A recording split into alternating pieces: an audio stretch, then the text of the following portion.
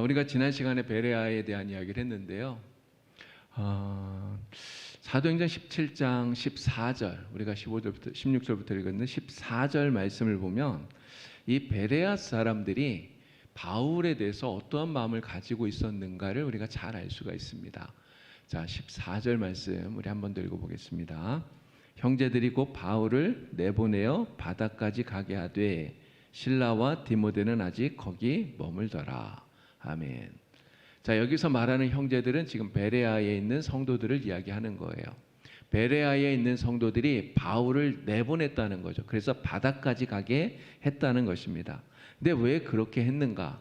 데살로니가에서 찾아온 유대인들이 바울을 핍박하기 때문에 바울을 보호하기 위해서, 이 위험에서 벗어나게 하기 위해서 베레아에서 떠나게 했다는 거죠. 자, 그런데 이 14절 말씀을 보면 바다까지 가게 하되 라고 하는 말씀이 나와요. 바다까지. 근데 이 바다까지라고 하는 이 말이 헬라어 표준 원문에 보면요, 호스 에피텐 달라산 이렇게 되어 있습니다. 근데 이 맨 앞에 있는 이 호스라고 하는 이 말이 무엇처럼 이런 뜻이에요. 그래서 이거를 이렇게 해석을 하면 바다로 가는 것처럼 이런 의미가 된다는 거죠. 그래서 우리는 지금 바다까지 가게 하되 이렇게 되어 있는 것을 내보내어 바다로 가는 것처럼 하여 이렇게 우리가 해석할 수 있다는 이야기입니다. 근데 그렇게 해석을 하면 이게 무슨 의미냐면 지금 이 베레아에 있는 그러한 성도들이 이 데살로니가로부터 쫓아왔던 이러한 유대인들을 따돌리기 위해서 바울을 바다 쪽으로 가서 바다로 해서 이 아덴까지 가는 것처럼 그렇게 보이게 만들었다는 거죠. 그렇게 하면서 실제로는 바다로 간 게 아니라 육로를 통해서 아덴까지 가게 했다. 이런 의미로 우리가 생각할 수 있다라고 하는 거예요. 근데 실제로 바다를 통해서 아덴까지 갔을 수도 있습니다. 근데 이렇게 지도에서 보면 사실은 이렇게 아덴까지 베레아에서 배를 타고 가면 완전히 삥 돌아서 가야지 되는 그런 길이에요. 그래서 일반 사람들은 거의 대부분이 그렇게 가질 않았겠죠. 지금 지도에 보시면 파란색으로 이게 바다로 가면 이렇게 해상으로 가면 삥 돌아야 됩니다. 그런데 육로로 가면 약 320km 정도 되는 이렇게 육로로 이렇게 쭉 질러서 가면 되는 거죠. 근데 사실은 바다로 갔느냐 육로로 갔느냐 하는 것은 사실 그렇게 중요한 것은 아니에요. 근데 왜 이 말씀을 드리냐면 데살로니가에서 쫓아왔던 이러한 유대인들이 지금 바울을 핍박하기 때문에 그 바울을 보호하기 위해서 이 베레아 사람들이 마치 무슨 첩보 작전 하는 것처럼 바울을 이렇게 빼돌려서 아덴으로 피신할 수 있도록 그렇게 하고 있다라고 하는 거예요. 근데 그렇게 하는 이유가 무엇이냐? 바로 이러한 데살로니가인들의 그 핍박으로부터 바울을 보호하기 위해서, 그리고 바울이 지금 계속해서 감당해야 되는 이러한 복음 전파, 이 사역이 멈추지 않도록 하기 위해서 이 일을 하고 있다라고 하는 거죠. 그리고 또 하나 우리가 기억해야 될 것은 이겁니다. 자, 베레아 사람들이 바울을 아덴으로 피신하게 하는데 바울 혼자서 아덴까지 가게 하는 게 아니에요. 320km나 되는 굉장히 먼 거리입니다. 근데 이 거리를 가게 하는데요, 그러니 320km 정말 먼 거리 아닙니까? 제가 이렇게 한번 계산을 해보니까 서울에서 거의 한 경주까지는 가야 320km 정도 되는 것 같아요. 정말 먼 거리예요. 이 먼 거리를 베레아 사람들은 갔다가 다시 왕복해서 돌아와야 되는 거예요. 그런데 베레아 사람을 이 바울과 함께 동행하면서 길을 안내하도록 그렇게 했다는 거죠. 바울에게는 사실 이 길이 지금 처음 가는 초행길이지 않습니까? 그러다 보니까 바울의 이러한 안전에 신경을 써서 바울을 그렇게 안내하도록 하고 있다는 거죠. 사실 이 먼 거리, 정말 왕복하기 정말 힘든 거리지만 베레아 사람들이 그렇게 하고 있는 이유가 무엇입니까? 자기들에게 복음을 전해준 이 바울, 그 바울을 이 베레아 사람들이 얼마나 깊이 생각하고 또 사랑하고 있었는가, 이 베레아 사람들이 이런 마음들을 우리가 알 수 있게 된다라고 하는 것이죠. 자, 사도행전 17장 15절에서 또 우리가 알 수 있는 바울의 마음이 하나 있습니다. 자, 사도행전 17장 15절 말씀도 우리 한번 읽어보겠습니다. 바울을 인도하는 사람들이 그를 데리고 아덴까지 이르러 그에게서 신라와 디모데를 자기에게로 속히 오게 하라는 명령을 받고 떠나니라. 아멘. 자, 유대인들의 박해는 사실은 이 바울에게 집중이 돼요. 데살로니가에서부터 쫓아왔던 유대인들이 지금 바울을 집중해서 핍박하고 있는 것입니다. 자, 그러다 보니까 바울이 우선은 자기 혼자 이 베레아에서 아덴까지 피신을 하게 된 거예요. 그렇게 하면서 실라와 디모데는 여전히 이 베레아에 남아 있었던 거죠. 자, 자기를 인도하는 이런 사람들과 함께 아덴에 도착하고 나서 이 바울이 자기를 인도해서 함께 동행했던 사람들에게 가서 빨리 디모데와 실라를 아덴으로 보내달라고 이렇게 부탁을 하는 것입니다. 그럼 바울이 왜 실라와 디모데를 보내달라고 이야기를 할까요? 바울이 그렇게 하는 이유는 바로 이러한 복음을 전하는 이 귀한 사역을 자기 혼자서 감당하는 것이 아니라 바로 하나님의 일을 동역하기 때문에, 동역해야 된다는 것을 그는 알고 있기 때문에 그런 거예요. 복음을 전하는 데 있어서 이 동역자의 역할이 얼마나 중요한가, 바울은 이것을 깊이 인식하고 있었다라고 하는 거죠. 그럼 바울이 정말 지혜도 많고 아는 것도 많고 능력도 많습니다. 그러나 내가 능력 있다고 해서 하나님의 일을 자기 혼자 감당하지 않아요. 바울은 이 복음의 역사를 처음부터 끝까지 계속해서 동역자들과 함께 하고 있는 것이죠. 하나님의 일은 바로 그런 것 같습니다. 능력 있는 사람, 잘하는 사람, 힘 있는 사람, 이런 혼자서 할 수 있을까요? 하나님의 일은 혼자서 못해요. 하나님은 또 그것을 원하지도 않습니다. 하나님의 일은 함께 하라고 하나님께서 우리에게 말씀하고 계시는 거예요. 여러분, 우리가 누구입니까? 우리 모두는 다 우리 봉산교회의 동역자예요. 동역자. 하나님께서 우리가 함께 이 봉산교회를 아름답게 또 건강하게 튼튼하게 믿음 위에 굳건하게 세우라고 하나님이 우리를 동역자로 세워주신 거예요.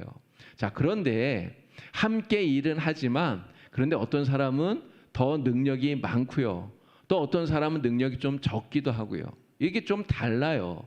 또 어떤 사람은 그 능력이 봉사일을 잘하고요. 어떤 사람은 기도의 일을 잘하고, 어떤 사람은 섬김의 일을 잘하고, 또 어떤 사람은 전도의 일을 잘하고. 이게 하는 일들도 사실은 다 달라요. 그런데 왜 이렇게 다른 사람들을 하나님 모아 놓으셨을까요?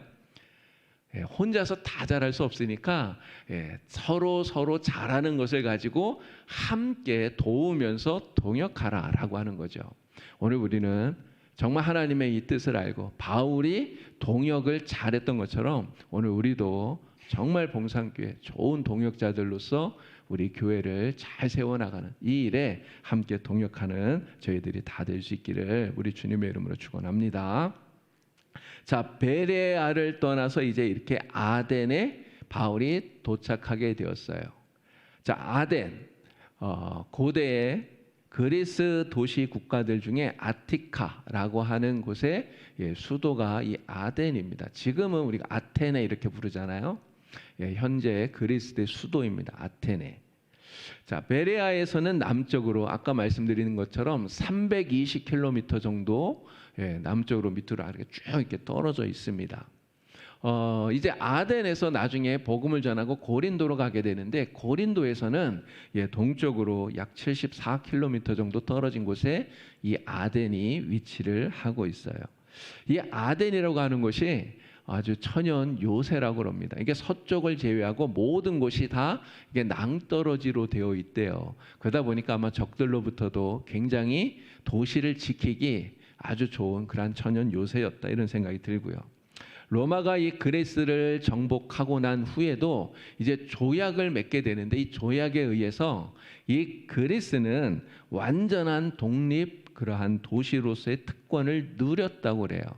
이 아덴이 지금 속해 있는 이 아가야 지방, 이 아가야 지방을 다스리는 로마의 총독이 있지 않습니까? 그런데 이 로마의 총독도 이 아테네는 건드리지를 못했다는 거죠. 이 아가야 총독의 그러한 권한이 미치지 않는 이런 특권을 누렸대요. 그래서 이 아덴은 로마의 세금도 바치지 않았고요. 또 자치적인 그런 사법권도 가지고 있었고 이런 특권을 누리고 있었기 때문에 이 아덴 사람들은 자신들의 이러한 특권에 대한 자부심이 아주 강했다라고 이야기를 합니다.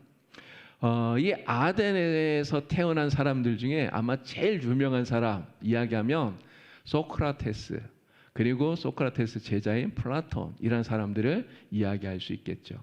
그러니까 소크라테스, 플라톤 이런 사람들이 태어나서 이곳에서 활동했던 것처럼 철학, 학문, 지성 이런 것들의 본고장 이렇게 말할 수 있는 곳이 바로 이 또 아덴입니다. 철학과 종교에 대해서 굉장히 관심을 많이 가지고 있었고요. 그래서 이 아덴 사람들이 늘 밥만 먹고 하는 일이 뭐냐면 이 철학에 대한 토론하는 이런 일들을 많이 했다는 거죠. 그런데 한편으로는 철학과 종교 이런 것들에 대해서 관심은 많이 갖고 있는데 실제로 그들의 이런 윤리나 도덕적인 수준은 그렇게 높지는 않았다고 그럽니다. 그래서 음란한 그런 춤을 본다든가 또는 격투사들이 서로 싸우면서 살인하는 이런 것들을 즐겨 보았던 사람들이 이 아덴 사람들이라고 그래요. 자, 한 장 넘겨 주십시오. 자, 이게 사진 보시면 오른쪽 아래가 아크로폴리스입니다. 이게 아덴에서 가장 높은 곳에 이 아크로폴리스가 위치해 있고요. 이 아크로폴리스 거기에 우리가 아는 파르테논 신전이 있습니다. 파르테논 신전. 이 아덴을 지키는 여신인 아테나 신을 숭배하는 신전 파르테논이 있고요. 그리고 이제 이 아크로폴리스 이제 옆에 아고라라고 하는 시장이 있습니다. 이 시장, 광장. 그래서 이 아덴 사람들이 그런 어떤 생활과 또 산업의 중심지가 이 아고라였다 이렇게 말할 수 있고요. 그리고 이 아덴에서 이제 중요한 곳이 아레오바고입니다. 아레오바고 언덕. 이 아레오바고 언덕에서 바울이 사람들에게 복음을 전했고요. 이렇게 자료를 찾아보니까 지금도 매년 6월 29일 날 이 아레오바고에서 사도 바울의 날 기념식을 하고 있다고 그럽니다. 자, 아덴, 아테네 이곳은 한마디로 말하면 지성이 가득한 곳이지만 또 한편으로는 우상으로 가득한 우상의 도시였다 이렇게 말할 수가 있습니다. 자, 사도행전 17장 16절을 보겠습니다. 다 같이 읽겠습니다. 바울이 아덴에서 그들을 기다리다가 그 성에 우상이 가득한 것을 보고 마음에 격분하여. 자, 아덴에서 바울이 신라와 디모데가 오기를 기다리고 있어요. 기다리고 있는 동안에 이제 이 아테네 시내를 이렇게 돌아다니면서 그 도시를 보게 되었는데, 근데 가는 곳마다 무엇이 있었느냐? 우상으로 가득했다는 거예요. 우상으로. 그래서 그러한 우상이 가득한 것을 보고 마음의 분노를 느끼게 되었다는 거죠.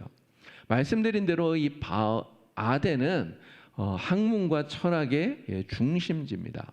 소크라테스, 플라톤 이런 사람들이 바울보다 400년 전에 살았던 사람들이에요. 그러니까 주전 400년, 4세기 그때 이미 이러한 엄청난 지혜, 지식을 가진 이러한 사람들, 철학을 가진 사람들이 나타나서 이 아덴에서 활동을 했었던 거죠.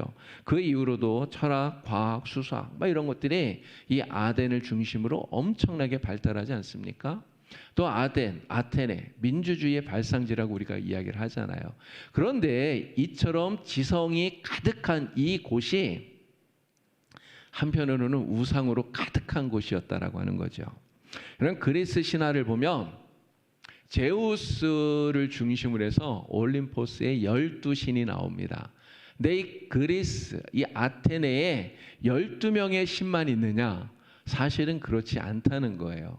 공식적으로 인정되는 신만 바울 당시에 300명의 신이 있었답니다. 300명.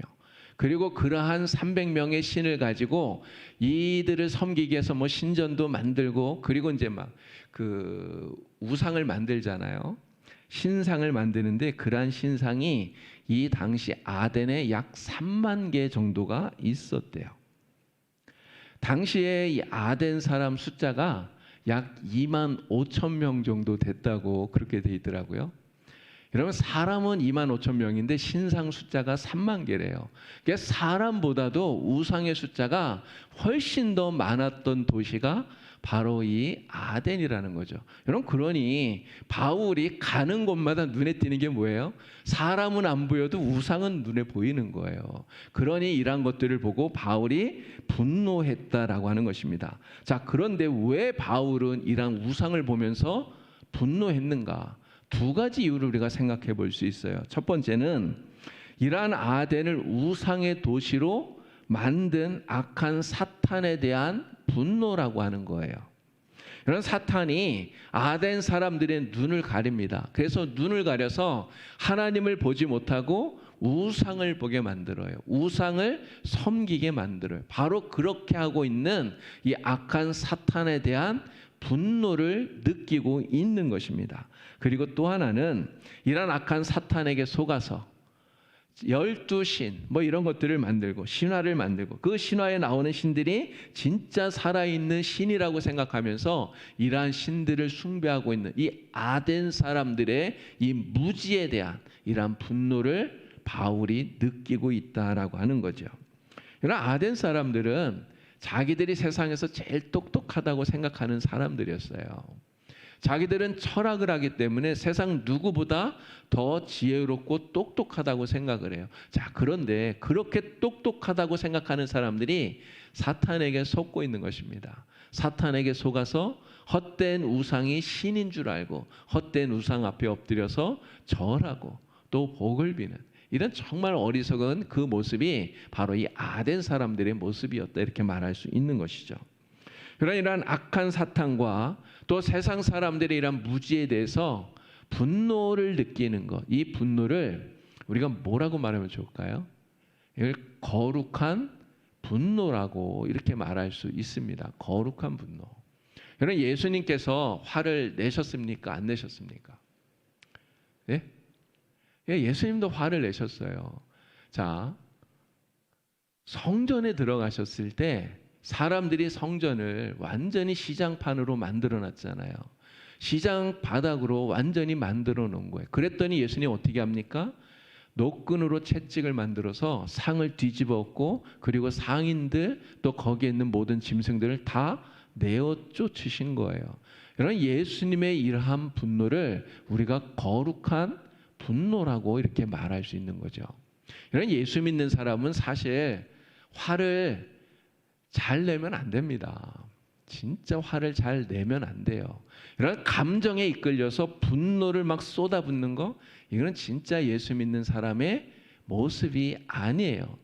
그러나 우리가 내 감정에 이끌려서 막 화를 내고 분노하고 이러한 것들은 우리가 자제해야 되지만, 악한 사탄에 대해서 또 사람들이 사탄에게 속아서 하나님을 대적하는 이런 모습을 보면서 우리가 의분을 느끼지 않는다면 사실 이것은 잘못된 것입니다.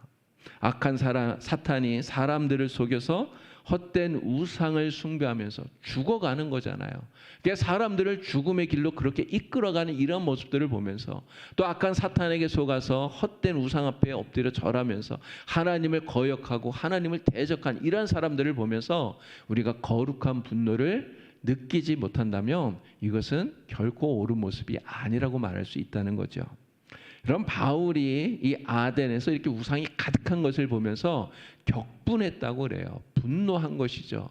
그냥 조금 화가 난 게 아니에요. 정말 분노한 거예요. 그런데 화를 내는 여기서 딱 끝나면 사실 그런 의미가 없습니다. 그렇잖아요? 여러분, 바울은 이렇게 격분한 그것 때문에 뭘 합니까? 그것 때문에 시장에서 회당에서 만나는 사람들마다 변론하고 복음을 전하고 예수를 전하고 이렇게 하는 거예요. 여러분, 이 거룩한 분노라고 하는 것은 결국은 복음을 전하는 그런 열정을 더 뜨겁게 만들어주는 동력이 된다라고 하는 거죠. 오늘 우리 안에 바로 이러한 세상을 향한 거룩한 분노가 우리 안에 생길 때 우리는 이러한 분노를 세상에 복음을 전하는 그러한 동력으로 바꿀 수 있어야 된다라고 하는 것입니다. 악한 사탄에게 눈이 가려져서 정말 하나님을 모르고 우상을 숭배하는 우리 이웃들을 보면서 또 바울처럼 예수님처럼 거룩한 분노를 가질 수 있는 저와 여러분이 되길 바랍니다. 근데 중요한 것은 이거예요. 우리가 분노할 때, 거룩한 분노를 한다고 할 때 그 대상은 절대로 사람이어서는 안 된다는 거죠. 여러분, 누가 그 거룩한 분노의 대상입니까? 사람의 눈을 가리고 있는 악한 사탄이 대상이에요. 그러면 그들에게 속고 있는 사람들은 우리가 어떻게 보아야 될까요? 예수님은 그들을 정말 불쌍히 여기시고 긍휼히 여기셨어요. 오늘 우리의 마음속에도 주님처럼 정말 그들을 불쌍히 여기고 긍휼히 여길 수 있는 이러한 마음을 가져야 됩니다. 이러한 마음을 가지고 바울처럼 정말 불타는 구령의 열정을 가지고 복음을 전할 수 있는 저와 여러분이 되기를 바랍니다. 자, 바울은 아고라, 아까 광장, 시장 이렇게 말씀드렸는데 이 아고라에서 이제 만나는 사람들마다 복음을 전해요. 예수를 전하고 하나님을 전하고 이렇게 합니다. 자, 그랬더니 아덴 사람들이 이 바울을 데리고 이 아레오바고로 가는 거예요. 아레오바고로 데리고 갑니다. 그래서 이 아레오바고에서 바울이 지금 전하고 있는 그 새로운 종교에 대해서 이야기를 하라고 그렇게 말하는 거죠. 아레오바고. 이 아레오바고는 지금 뭐 사진에 있는 것처럼 이렇게 평평한 큰 이렇게 높은 바위 언덕입니다. 바위 언덕이에요. 이 아레오바고라고 하는 이 말은 헬라어로 아레이온 파곤이라는 이 말을 그냥 우리 말로 이렇게 음역을 한 거예요. 아레이온 파곤, 아레오바고 이렇게 음역을 한 겁니다. 아레이온이라고 하는 말은 화성의 이런 뜻이에요. 화성. 경기도 화성이 아니고요. 수금지화 목도 천해명. 지구 화성, 이 화성, 그 화성을 이야기하는 거예요. 파곤은 언덕이라는 뜻입니다. 그래서 아레이온 파곤 이러면 화성의 언덕 이런 뜻이에요. 이 그레스 신화에 화성의 신 마르스라고 하는 신이 나옵니다. 마르스. 이 마르스라는 신이 자기 딸 알키페를 능욕한 그러한 사람을 죽이게 되는데요. 근데 그 죽인 것 때문에 이 언덕에서 올림푸스의 12신들이 이 마르스를 재판을 하게 됩니다. 그래서 이 재판을 했던 이 언덕을 마르스의 언덕, 화성의 언덕, 그래서 아레오바고 이렇게 부르게 되었다는 거예요. 자, 이 아레오바고에서는 그래서 재판을 합니다.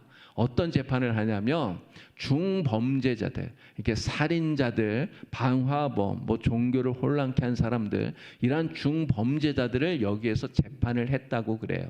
그래서 소크라테스가 재판을 받고 독배를 마시고 죽지 않았습니까? 이 소크라테스가 재판을 받았던 자리도 바로 이 아레오바고라고 그렇게 전해져 옵니다. 자, 아덴 사람들이 바로 이 아레오바고 언덕으로 사도 바울을 데리고 가요. 여러분, 왜 데리고 갈까요?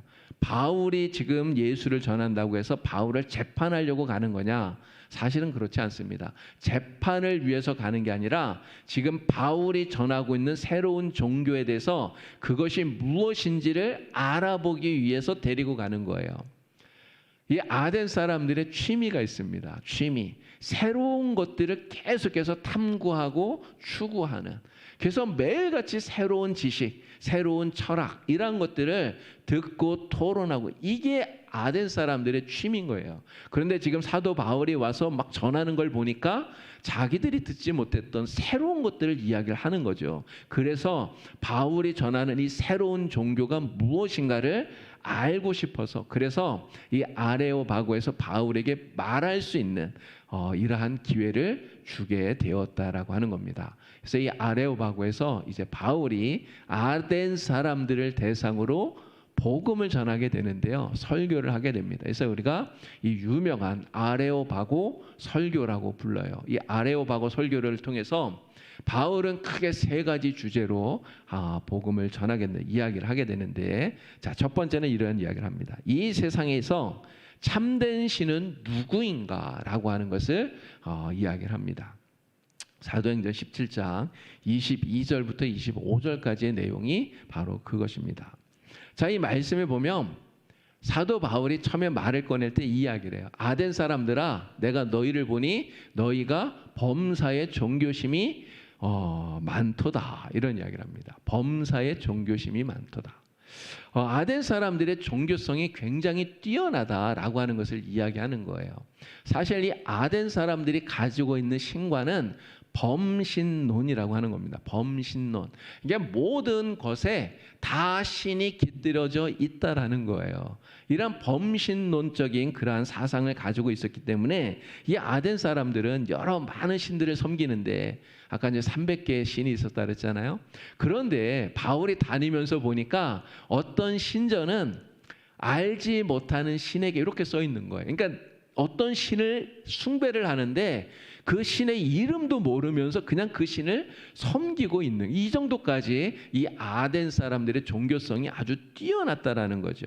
그래서 바울은 이렇게 얘기합니다. 야, 너희가 지금 이렇게 종교성이 뛰어나서 많은 신들을 찾으면서 진짜 참된 신이 누구인지를 구하고 찾고 있는데 내가 너희에게 진짜 참된 신이 누구인지를 알려주마, 이 이야기를 하고 있는 것입니다. 그래서 참된 신 누구라고 말합니까? 온 우주 만물을 지으시고 만민에게 생명과 호흡을 주신 하나님, 그 하나님이 바로 참된 신이시다. 우리는 바로 그 하나님만 섬겨야 된다라고 하는 것을 이야기를 했던 것이죠. 자, 아레오바고에서 두 번째로 이야기했던 것은 이겁니다. 하나님과 인간의 관계가 어떻게 되는가를 이야기를 해요.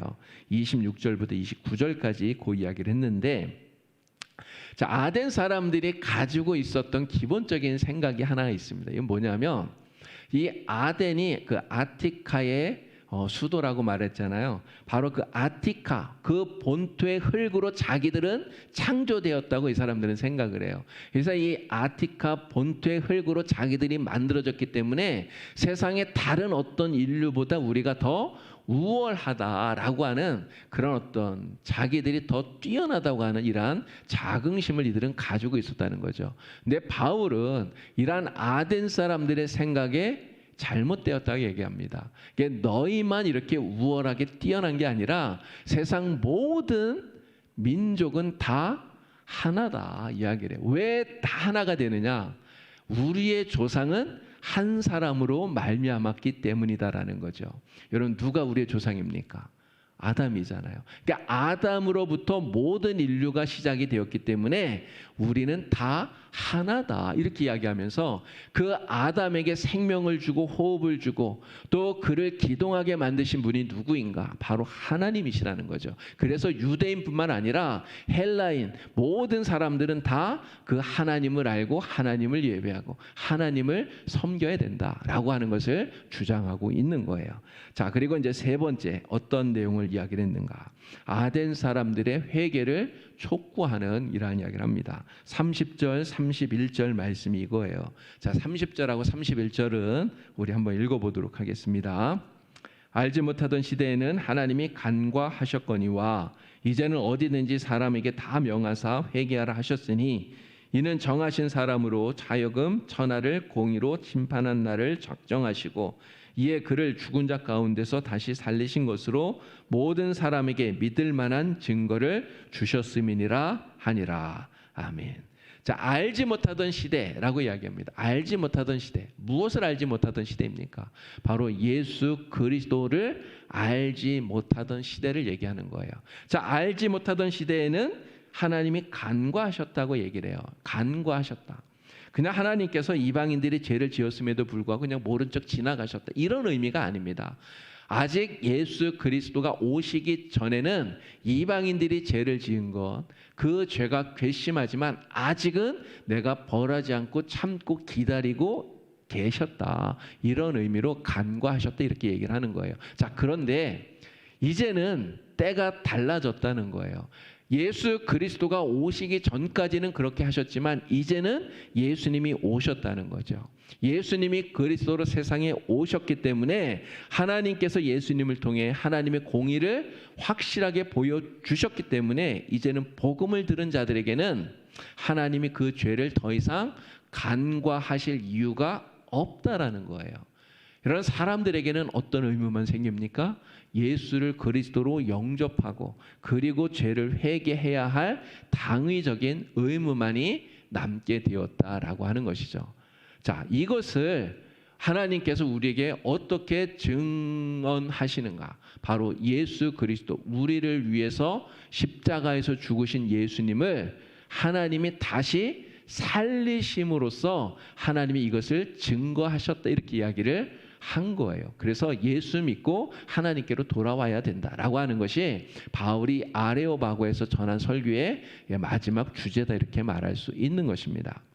자, 바울이 이렇게 이제 아레오바고에서 아덴 사람들에게 복음을 전했는데, 이 아레오바고 복음을 전하는 이 바울의 그 메시지의 시작을 보면 접촉점이 굉장히 중요하구나, 이런 생각을 합니다. 접촉점.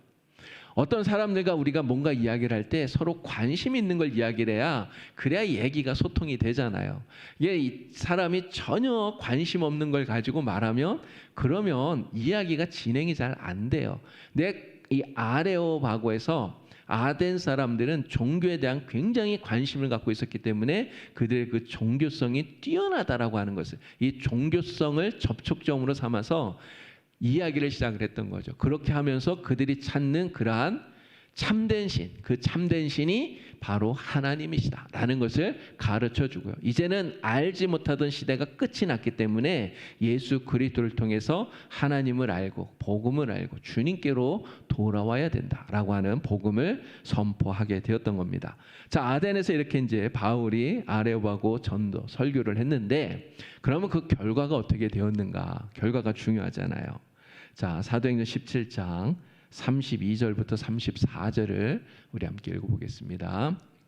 그들이 죽은 자의 부활을 듣고 어떤 사람은 조롱도 하고 어떤 사람은 이 일에 대하여 내 말을 다시 듣겠다 하니, 이에 바울이 그들 가운데서 떠나매 몇 사람이 그를 가까이하여 믿으니 그 중에는 아레오바고 관리 디오누시오와 다말이라 하는 여자와 또 다른 사람들도 있었더라. 아멘. 자, 아레오바고에서 바울이 전하는 이러한 새로운 종교에 대한 이야기를 들은 이 아덴 사람들, 그 반응, 첫 번째는요, 바울의 말을 조롱했다는 거예요. 조롱했다. 냉소적인 반응을 보였다는 거죠. 근데 왜 냉소적인 반응을 보이고 조롱했는가? 바울이 마지막에 부활에 관한 이야기를 하고 있기 때문에 그런 거예요. 야, 말도 안 돼, 이렇게 얘기하는, 말도 안 된다. 아테네 사람들은요, 영혼 불멸을 믿는 사람들이에요. 영과 육을 믿는 사람들이에요. 그런데 이 아덴 사람들은요, 영은 선한데 육은 악하다고 생각하는, 이게 이원론적인 사고를 가지고 있는 사람들입니다. 여러분, 우리는 이원론적인 사고를 갖고 있지 않아요. 그러니까 육은 악하고 영혼은 선하다, 이런 생각을 하지 않잖아요. 근데 아덴 사람들은 그렇게 생각을 해요. 자, 그런데 예수님이 죽었다가 다시 그 육이 부활했다는 거예요. 이게 육은 악한데 악한 육으로 다시 부활했다? 이거를 이 아덴 사람들은 받아들이지를 못하는 거예요. 그래서 바울이 이 부활을 이야기하는 것에 대해서 냉소적인 이러한 반응을 보이고 있다는 거죠. 자, 또 어떤 사람들은 바울의 이러한 이야기에 대해서 나중에 다시 네 말을 들어보겠다, 이렇게 이야기합니다. 다시 나중에 들어보겠다. 네, 여러분, 나중에 다시 들어보겠다고 하는 이 말도 사실은 복음을 거절하는 거예요. 여러분, 누가 어떤 부탁을 했을 때요, 내가 그 부탁을 들어주기 싫은데 싫다고 이렇게 딱 노골적으로 말하기 어려울 때 무서워라고 말합니까? 거의 대부분 많은 사람들이 한번 생각해 볼게요, 뭐 이런 이야기예요. 생각해 볼게요. 우리 믿는 사람들은 뭐라고 말하는지 아시죠? 기도해 볼게요, 이렇게 얘기합니다. 기도해 볼게요. 근데 사실은 생각해 볼게요, 기도해 볼게요는 다 거절하는 거예요. 거절하는 거예요. 그렇지 않습니까? 이 아덴 사람들도 역시 마찬가지예요. 야, 나중에 네 말 다시 들어볼게. 이거 복음을 받아들이는 게 아니라 사실은 거절하고 있다라고 하는 거죠. 근데 대부분의 이 아덴 사람들이 이렇게 복음을 받아들이지 않고 거절했다는 거예요. 자, 그런데 전도의 열매가 그럼 전혀 없었느냐? 사실은 그렇지는 않습니다. 아주 적지만 열매가 맺혔어요. 아레오바고를 관리하는 디오누시오라고 하는 관리가 예수를 믿게 되었습니다. 그리고 다말이라고 하는 여자, 그리고 또 몇 사람이 복음을 듣고 신자가 되는 이런 열매가 맺혀지게 된 거죠. 그러니까 다른 도시처럼 정말 엄청난 복음의 역사는 일어나지 않았어요. 그러나 아덴, 아까 뭐라 그랬습니까? 정말 우상의 도시예요. 사람보다 우상이 더 많은 이러한 도시예요. 근데 이러한 도시에서도 복음을 전했더니 성령의 역사가 나타난다는 거죠. 그래서 복음을 듣고 예수 믿는 사람들이 생겨나게 되었다는 거예요. 오늘 우리는 이런 모습을 보면서 정말 어떠한 곳에서라도 복음 전하는 것을 절대로 포기하면 안 되는구나 라고 하는 것을 다시 한 번 더 깨닫게 되는 것입니다. 자, 그런데 어떤 사람들은 이 아덴에서 바울이 복음 전한 것에 대해서 바울의 아덴 전도는 실패라고 말하는 사람들이 있어요. 실패했다는 거예요. 왜 실패했다고 말할까요? 다른 데서 복음을 전해서 막 교회가 뭐 데살로니가나 베레아나 이런 데서 보면 막 교회가 세워지잖아요. 이러한 놀라운 부흥의 역사가 나타나지 못하고 그냥 미미하게 몇 사람 그냥 예수 믿은 걸로 끝나고 거의 대부분이 그냥 다 거절하고 돌아가 버리는 이러한 모습을 보면서 바울의 아덴 전도는 실패했다 이렇게 얘기를 한다는 거죠. 근데 왜 실패했다고 이야기를 하는가? 그 이유를 바울이 아레오바고에서 복음 전하면서 설교할 때 복음적인 설교를 한 게 아니라 철학적인 설교를 했기 때문에 바울이 아덴에서는 실패한 것이다 이렇게 이야기를 한다는 거예요. 근데 정말 이 아덴의 전도가 실패한 것일까? 여러분 실패한 걸까요? 사실은 실패라고 말할 수 없어요. 여러분 복음 전도에 실패가 어디 있습니까? 정말 우리가 주님의 이름으로 정말 믿음으로 나가서 복음을 전했다면요, 열매가 얼마가 됐느냐는 중요하지 않아요. 복음을 전하는 그 자체가 주님의 이름으로 승리하는 것인 줄로 믿습니다. 여러분 아덴의 복음 전도, 또 아덴에서 바울이 이 아레오바고에서 했던 설교는 정말 훌륭한 위대한 설교라고 말할 수 있어요. 아까도 말씀드린 것처럼 이 아덴 사람들과의 이러한 접촉점을 찾아서 그 말을 시작하면서 그들이 알아들을 수 있는 말로 그들에게 설명하는 거예요. 여러분 이게 얼마나 중요한지 모릅니다. 여러분 눈높이를 맞춰서 전도한다는 게 정말 중요해요. 눈높이 전도. 여러분 어른에게 전도하는 걸로 전도해야 됩니다. 아이에게는 어떻게 해야 됩니까? 아이에게는 아이가 이해할 수 있는 말로 전도해야 되는 거예요. 근데 어른에게나 아이에게나 똑같은 방법, 똑같은 말, 똑같은 그런 모습으로 우리가 전도를 하게 되면 그러면 열매를 맺기가 어려워요. 그래서 복음의 내용, 복음의 형식, 우리가 이렇게 얘기할 때 내용은 절대로 바꾸면 안 됩니다. 여러분 복음의 본질은 절대로 바꾸면 안 돼요. 복음의 내용이 바뀌면 그것은 더 이상 복음이 아니에요. 그런데 그 복음을 담아서 전하는 그릇, 그 그릇은 상황에 따라서, 형편에 따라서, 사람에 따라서 얼마든지 바꿀 수 있다라고 하는 거예요. 그 그릇을 너무 무조건 이렇게 해야 돼. 우리가 고집할 이유가 없다는 거죠. 우리가 전도할 때 전도의 여러 가지 방법들이 있잖아요. 뭐 사형리도 있고요. 뭐 전도 폭발도 있고요. 뭐 여러 가지 많은 방법들이 있어요. 그러니까 사람에 따라 상황에 따라서 전도할 수 있는 여러 가지 그러한 방법들을 우리가 잘 개발해서 지혜롭게 전하는 것이 중요한 것입니다. 바울은 아레오바고에서 이 아덴 사람들에게 자기가 할 수 있는 최선을 다해서 그들이 이해할 수 있는 이러한 철학적인 언어로 복음을 전했던 거예요. 그렇기 때문에 바울의 전도, 아레오바고 설교는 결코 나쁜 것이다, 잘못된 것이다 이렇게 말할 수 없다는 거죠. 자, 그런데 물론 열매는 적었어요. 그러나 다시 한번 말씀드리지만 열매가 적다고 해서 그것 때문에 실패한 것이다 말할 수 없습니다. 바울은 아덴에서 자기가 할 수 있는 최선의 전도를 해서 최선의 열매를 맺은 거예요. 오늘 우리는 열심히 전도하는데 전도의 열매가 너무 없어. 여러분 이런 것 때문에 사실 낙심할 이유가 없어요. 우리는 열심히 복음을 전하면 됩니다. 여러분 우리는 복음의 씨를 뿌리는 사람들이에요. 바울이 이야기하지 않습니까? 나는 씨 뿌리는 자다 얘기하잖아요. 우리가 잘하게 하는 게 아닙니다. 우리가 열매 맺게 하는 게 아니에요. 우리가 열심히 복음의 씨를 뿌려 놓으면 우리 하나님께서 언제든지 때가 되었을 때 그 씨가 뿌리도 내리고 자라게 하고 또 열매도 맺게 하실 줄로 믿습니다. 중요한 것은 씨를 뿌려 놓아야 된다는 거예요. 근데 씨를 뿌려 놓지 않으면 아예 씨가 없으면 자랄 수가 없잖아요. 그래서 씨를 뿌리는 것이 중요합니다. 근데 이 씨가 당장 열매가 맺혀지느냐 맺혀지지 않느냐. 물론 우리의 마음에는 많이 맺혀지고 풍성하게 맺혀지고 빨리 맺혀지고 그렇게 되면 좋겠죠. 또 그런 것들을 바랍니다. 그러나 그렇게 되지 않더라도 낙심하지 말고 계속해서 씨를 뿌리는 이게 우리에게는 너무너무나 중요해요. 여러분 갈라디아서 6장 9절 말씀 우리가 너무나 잘 알지 않습니까? 우리가 선을 행하되 낙심하지 말지니 포기하지 아니하면 때가 이름에 거두리라. 주님 말씀합니다. 낙심하지 아니하고 끝까지 복음을 전하는 이게 하나님 앞에 선을 행하는 거예요. 바울이 바로 그 일을 행했던 것이죠. 오늘 바울이 이런 모습을 보면서 저와 여러분 모두 다 정말 이 영주 땅에 또 땅 끝까지 복음 전하고 씨를 뿌리는 이 귀한 일들 잘 감당해 나갈 수 있게 되기를 우리 주님의 이름으로 축복합니다. 기도드리겠습니다.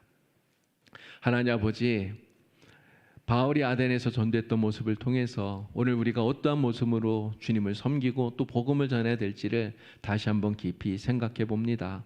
하나님, 우리 봉산교회가 정말 바울처럼 이 지역 속에 주님의 복음을 전하는 교회가 되게 하여 주시고 하나님 열매가 당장 많이 맺혀지지 않는다 할지라도 절대로 낙심하거나 실망하지 아니하고 바울처럼 열심히 계속해서 씨를 뿌릴 수 있는 주의 종들이 다 되게 하여 주시옵소서.